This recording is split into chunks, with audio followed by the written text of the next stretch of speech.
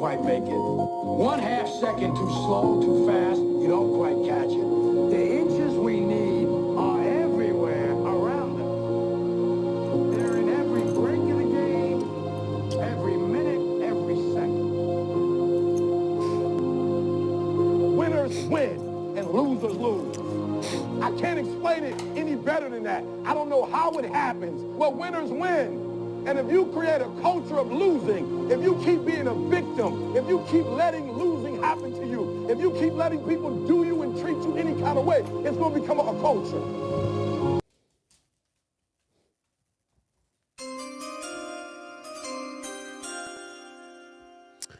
Well.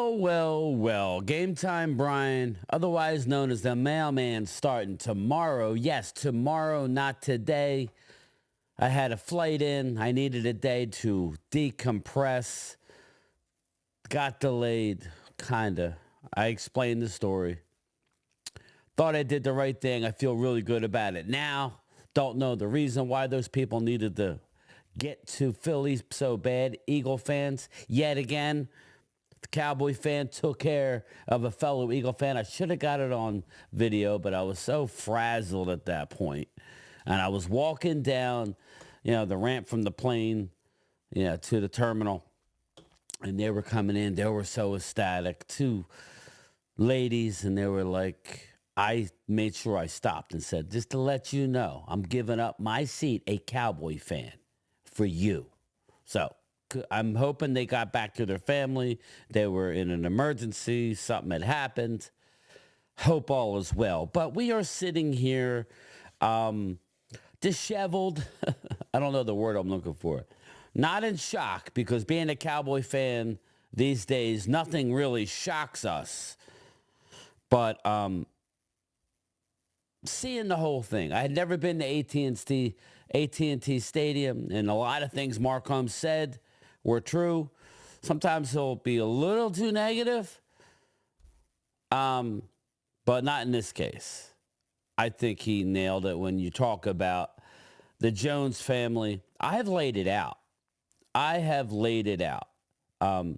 When they bought the team, you heard time and time again, Jerry Jones bought the Dallas Cowboys for $150 million. He had to scrape up his nickels and his dimes.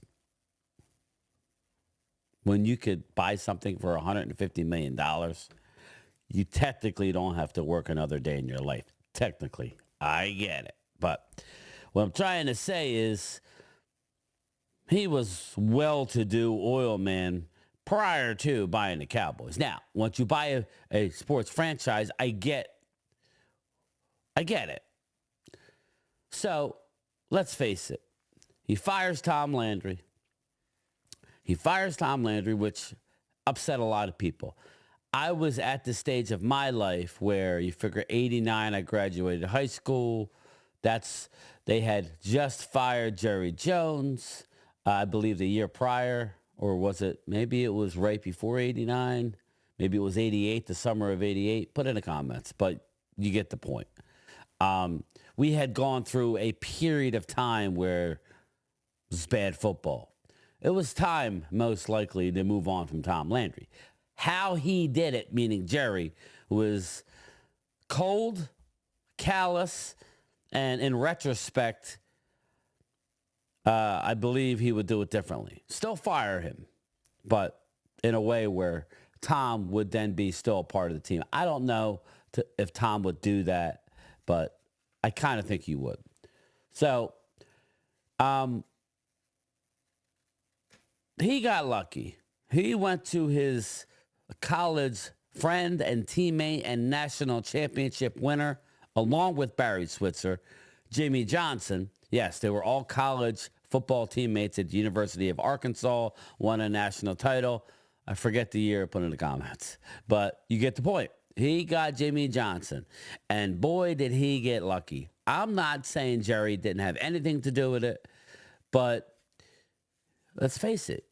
He got lucky. Jimmy didn't coach that long in the NFL, but he was such a worker tirelessly, which is why his personal relationships never worked out for very long, because he spent way more time at Valley Ranch than he did at home with the family. This video won't be about the current administration necessarily, but that's not happening. It's never happened with this particular coach. So they say, meaning McCarthy. But we're not talking about McCarthy today. We're talking about Jerry Jones. Jerry Jones is in the land of the lost people. He is a dinosaur when it comes to being a GM slash owner. It doesn't work anymore. Okay, this game is too complex, takes too much of your time. You can't be at league meetings and be in the film room with your head football coach. Now, you could try and make it work, but you see what's happening. It's not good. He's either getting, and I understand what people go, wow, it's a collective. It's a collective. It is a collective decision when it comes to draft picks, free agency. But the bottom line, make no mistake, Jerry Jones is the one writing the checks, as well as Stephen Jones. They're going to do what they want to do in the end. Okay. If Stephen's on board with Jerry, that's what they're going to go with. They're not going to listen. They're going to take what Will McClay has to say. They're going to take what the defensive coordinator has to say. They're going to take what the offensive coordinator has to say, and they're going to take what the special teams coach has to say.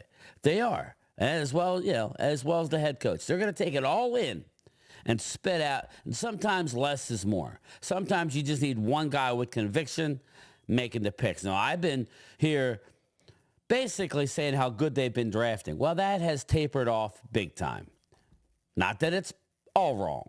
It has definitely tapered off. But we've seen the Tristan Hills come and go where they rely on, they're sitting there in the second round with no idea what to do, and they're going to take a player who should have been drafted 2 rounds later, maybe not at all if you have retrospect. He was a dog. Because Rod Marinelli comes in and says, that's my guy, that's who I want. Again, this is where Will McClay needs to be under fire a little bit. Have a little backbone, Will. Say, you brought me here to run the draft. Either let me make some decisions, but hold on a second. We all saw the video of Will McClay in the draft room saying, we haven't had a defensive guy rated this high, meaning I guess they drafted, where'd they draft, 26 that year? Put in the comments.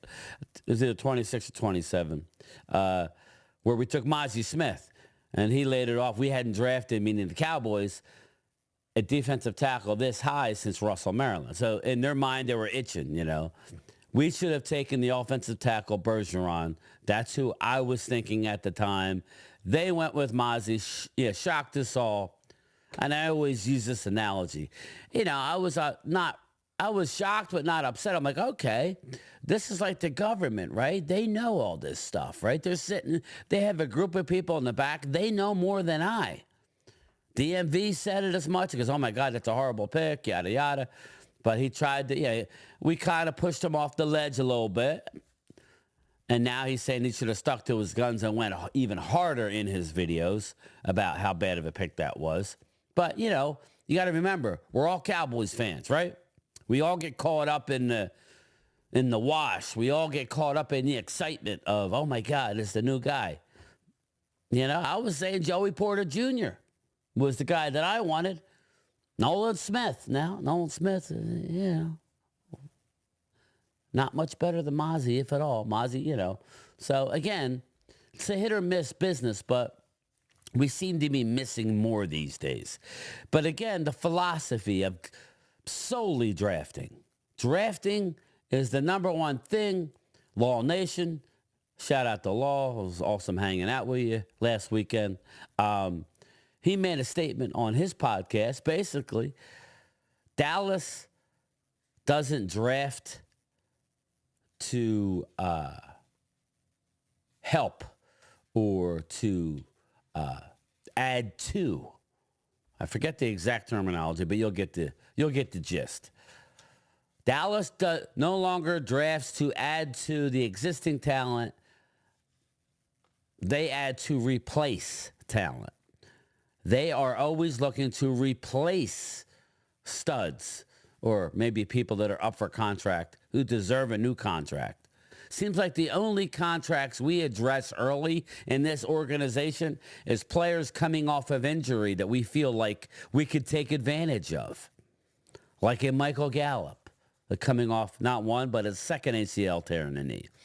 A Terrence Steele, drafting Smith out of Notre Dame with drop foot. Jalen Smith.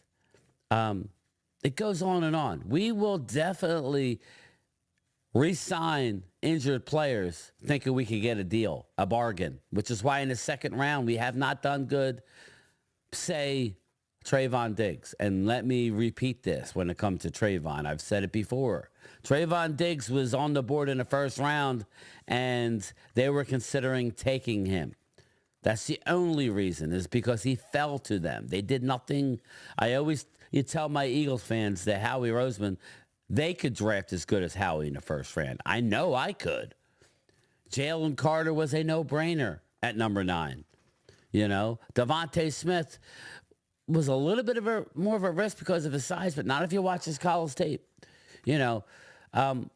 Where he, what I would say where Howie hit was a Jalen Hurts in the second round, where he got buried for it by his own content creators.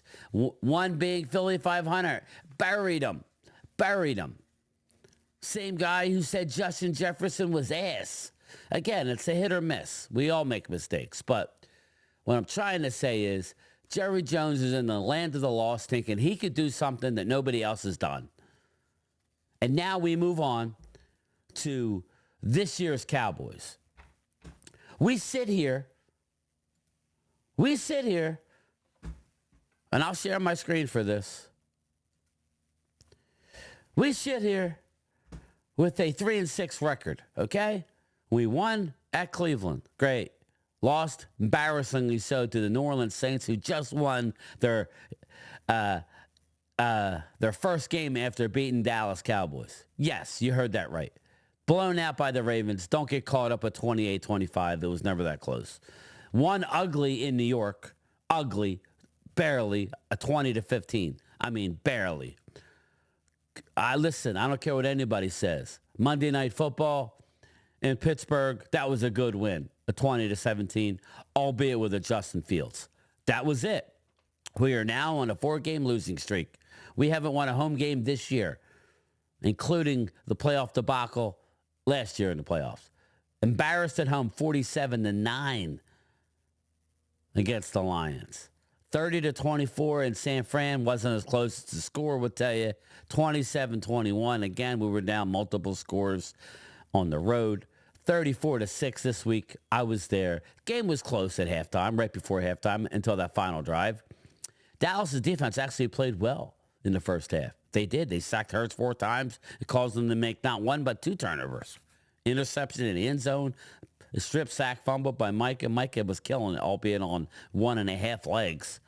34-6, didn't score an offensive touchdown. Eagles are rolling. Congrats to you.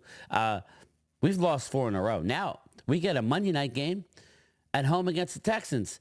Now, we just saw, okay, now they're making an excuse about Cooper Rush.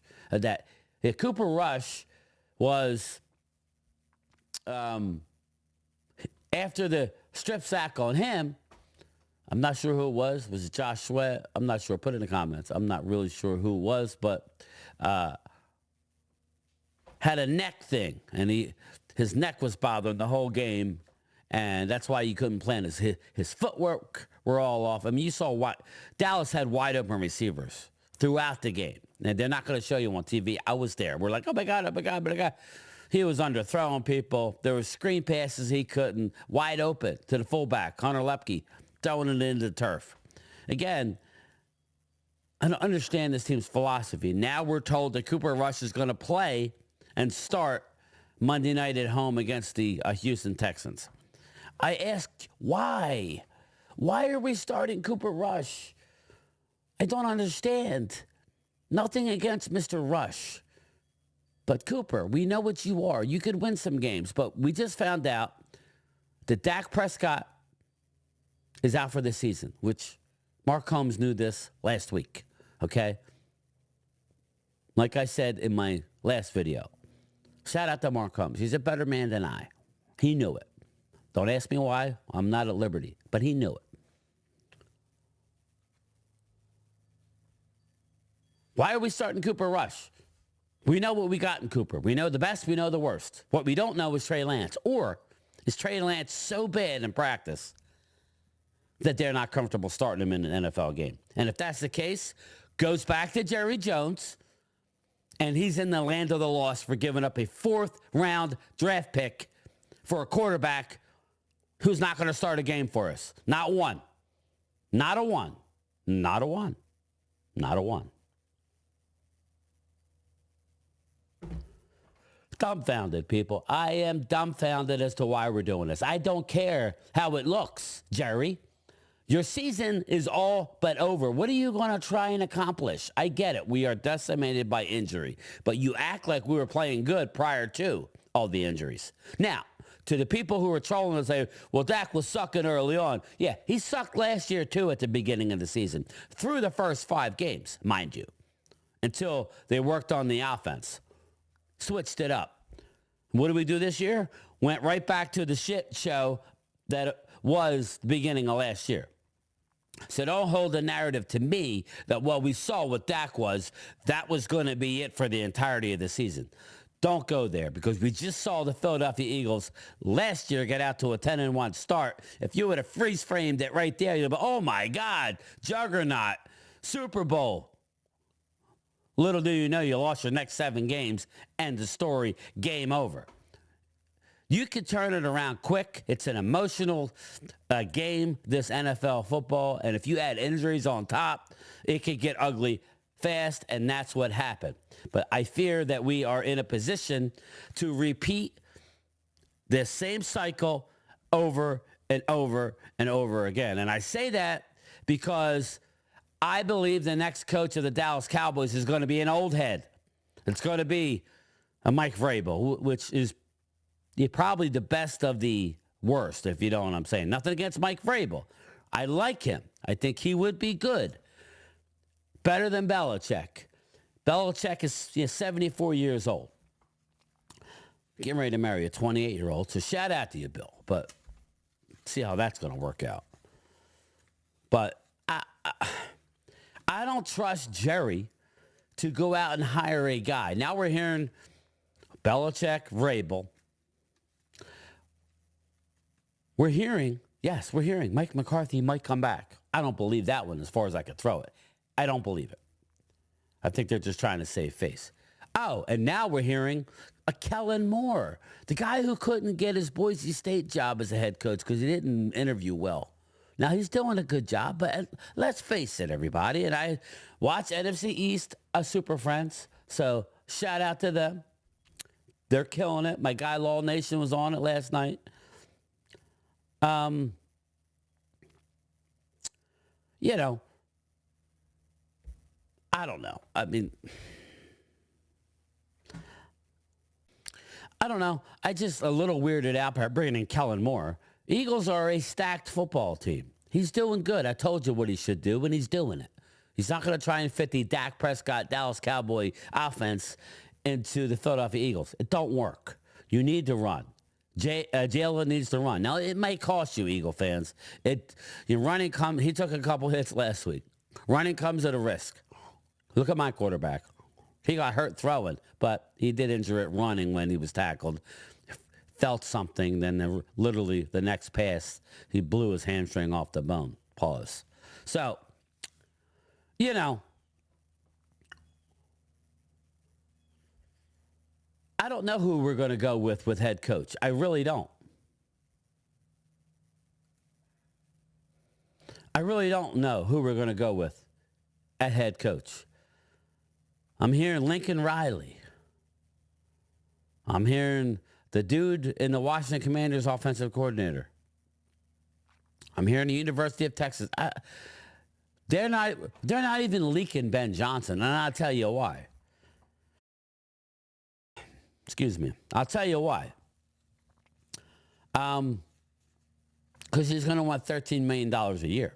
That's why. $13 million. This ownership ain't paying $13 million. What I would have done after the Eagle game is let McCarthy go. Say, listen, Mike. Say, listen, no, it's a horrible season. We're not going to extend your contract anyway. We went through our 5 years. We're not going to re-up you. Out of respect for you, Mike, we're going to let you go. Mike Zimmer goes to head coach. Al Harris goes to D coordinator. Brian Schottenheimer goes to offensive coordinator. Everybody else assumes the responsibilities. You move on. Gives Al Harris a chance to flex a little bit. Gives Schottenheimer to call plays. Gives Mike Zimmer to oversee Al Harris and oversee the team because he's done it before for the final 8 games of the season. Then you have your coaching search in the offseason and be a legitimate. And I'll be here for it. Because that has to happen immediately following because we have a big draft ahead of us that we're going to be covering a lot here. We have a major, important draft to set up the future and to add to, as well as free agency. Yes, they're going to flip the levers on CD's contract and Dak's contract. That's what you have to do to split up the money a little better. You're going to have upwards of $123 million this offseason. Yes, now you're going to have to re-sign players. We could differ in who we think they're going to bring back. We could trade players. We could differ on who we think we could keep and who we could trade that has value. This has to happen immediately following the season. Not after you get back from your cruise, Jerry. Because let's look at the remaining schedule. I'm going to blow this up a little bit. We sit here at 3-6, okay? We're losing at home against the Texans. We're not beating them. 3-7. At the Commanders, we're not winning. 3-8. Home against the Giants? Possibly. I think we could win that. I'm hearing that Brandon Cooks is coming back. D-Law is going to be close. You know, he's going to want to play. Micah should be better off. Deron Bland hopefully plays. We win that, 4-8. Let's say we beat the Bengals at home, 5-8. We go to the Panthers and win, 6-8. Buccaneers for a playoff spot, 6-9. At the Eagles, hell no, we're getting swept, 6-10. The Commanders may not. We're looking at a possible 6-11 or, yes, 6-11 or 7-10 record. That's going to give us a high draft pick, people. Yes, it is. It's going to give us a high draft pick. We need to take advantage of this year. This team is going to need to address the offensive line in free agency. Somebody good. Yes. I love Guyton. Guyton may be better suited to the right side. Maybe he's going to be a good left tackle. I did watch on Super Friends, and I was going to text it, but they get so many texts, they wouldn't have heard it for a couple hours. Like a super chat. So they were talking about Guyton, even Law Nation. Guyton was a right tackle. They're trying to make him a left tackle. I hear you with the footwork. He's fine. He's going to get better, people. He was a right tackle. Why? Because his college quarterback was a left-handed thrower. Excuse me. Was a left-handed thrower. So I'm not here to write off Guyton as left tackle at all. But I liked what I saw from Asim Richards at left tackle as well. So these are all things that need to be addressed. I love Cooper Beebe, love Tyler Smith. I would extend a Tyler Smith this year. He's a Pro Bowl left guard.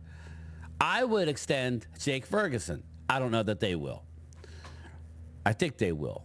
Luke Schoonmaker is all but a bust to me. He doesn't stand out. Sorry, I know there's people that I like and that I communicate with that are part of the channel that loves Luke Schoonmaker. He's just, for a second-round pick, he's not doing enough for me. Will he? Hopefully. Maybe. Sam Williams, we got to know nothing. He's going to be playing for a contract next year. We'll see. Marshawn Nealon I like, but he's more of a rotational piece, playing a lot of D-tackle. We need another edge rusher. D-Law's gone. Zach Martin's going to retire. So there's one guy I don't know what to do with. My buddy, Ultra Cowboy, says he thinks Bland's are going to come back on a huge deal. I don't know. I love Bland. We'll see. He has to come back from his injury, and he has to prove that he can stay healthy. And I know it's his first major injury, but still, Yeah, hurting your foot's pretty bad. It was close to needing surgery. So I'm not going to make this video too long, but you see where we're going here. We are in the land of the lost with Jerry Jones. We really are. We need to, hopefully somebody's in his ear, and I would like to go younger with the head coach. Please give Ben Johnson please give him a chance. Stop worrying about the bottom line, because I think that's probably what's going to hold him up. They have no ties to him. That's a good thing. Let Ben Johnson come in and cook. Come on now, Jerry. If not Ben, I want a young... I will give you Mike Vrabel as a head coach. I will go and say, fine, I'll agree with Vrabel. Belichick, okay. I'm less enthused about Belichick. I'm more enthused about a guy who could relate to the players, but Belichick is a defensive savant, people. And then bring in a young offensive coordinator. I would be good with that. But I don't know. This team has got me haywire. But we're going to get through it. We're going to get through it together. We're going to be covering it every step of the way. I had a great time in Dallas, regardless of the team. That whole stadium is more like a museum. I love the Star, too. Don't get me wrong. I love the Star District. Any Cowboy fans that wants to go to the Star, go in November, go in December. It's beautiful there. I love the Star. You don't have to go anywhere. You can stay there for a few days and just walk to all the restaurants. They got Mexican. They got Tex-Mex. They got Italian. They got steakhouses. They got Chinese. They got sushi. They got it all. And stay at the Omni. The Omni of Frisco. Shout out to the Omni of Frisco. You guys were the best. They made you feel at home. They were gracious. They were courteous. I didn't have any wants or needs. Omni Frisco gets 5 stars. I'm still trying to figure out what the hell John Lynch was doing there. Yes, we were getting on an elevator as he was getting off. What is John Lynch doing at the Star? The home of the Cowboys. I don't know. But all right, everybody. Listen, I know it's tough. It's rough. But we're going to get through it together. And remember, we will always be them boys. We them boys. Later. How about them